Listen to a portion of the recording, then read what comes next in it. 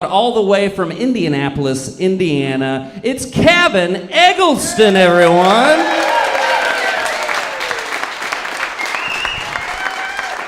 Man! Okay, before I get started with jokes, I just gotta try this. Yay! No, it's fun. I get why he does it now. It was funny. You had fun? I'm having fun, dude.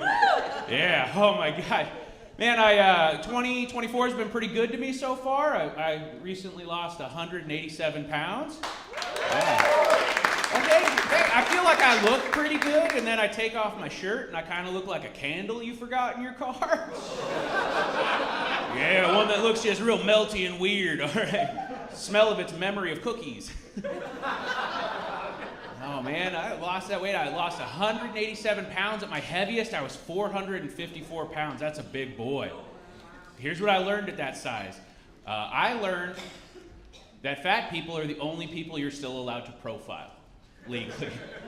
Because I walked into a dispensary in Illinois and the guy behind the counter just went, "Edibles?" And I was like, yeah, show me what's doing brownies, all right? No, like, here's the thing. I learned fat people, only people you're still allowed to make fun of. And I think the reason why you're only allowed to make fun of us still is because you guys know we're not going to march about it.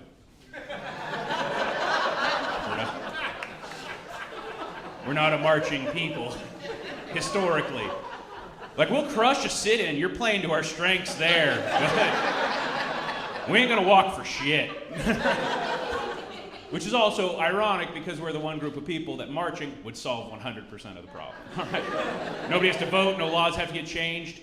I just walk for 100 days and I'm like, oh, why was I angry? Oh, I can see my wiener again. This is pretty cool.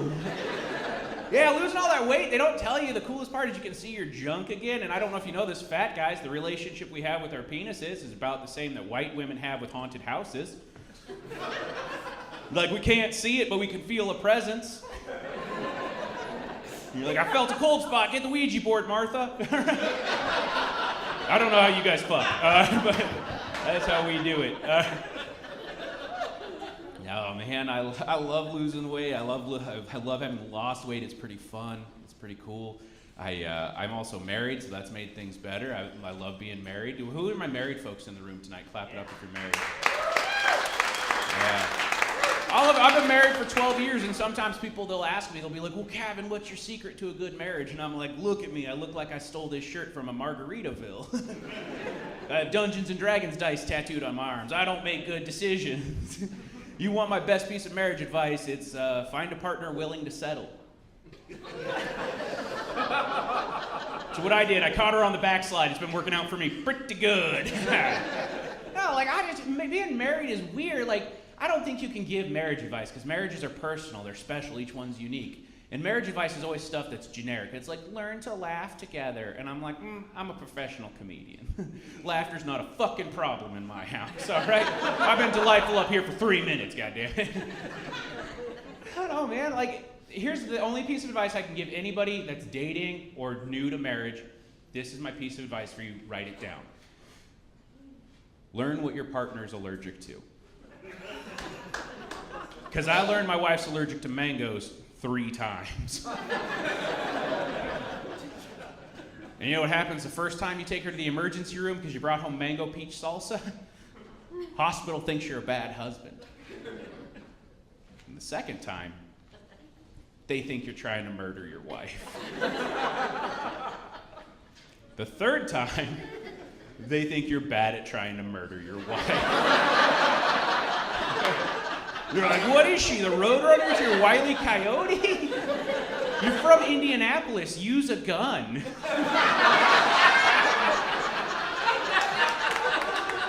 I love how much you guys laughed at that joke. Because I said that last weekend in Seattle, Washington, and they were like, don't make fun of their gun violence problem. I'm like, bitch, I'm from Beech Grove. We're famous for Walmart fights. I'll pistol whip the shit out of a lady.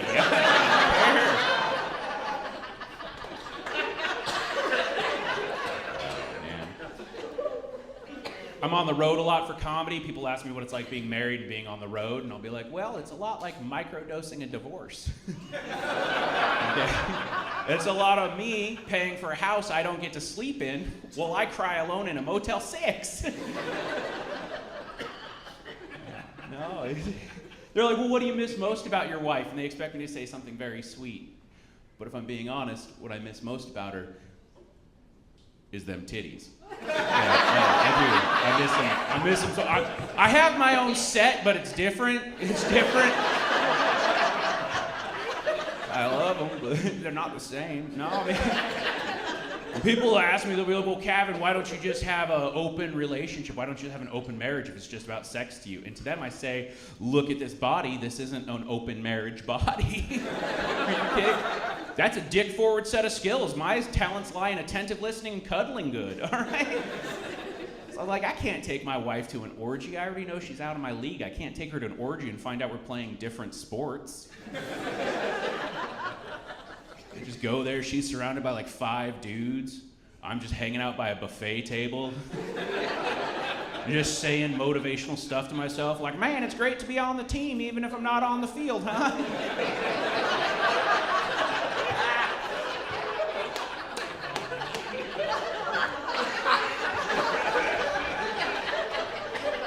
All right, you guys laughed too hard at that one. That felt real mean. I was gonna give you a final joke, and I was like, no, you don't deserve it now. You were too mean. Your laughter, you thought you were supporting, but you hurt. You hurt a little bit. All right, folks, I've been Cavin Eggleston.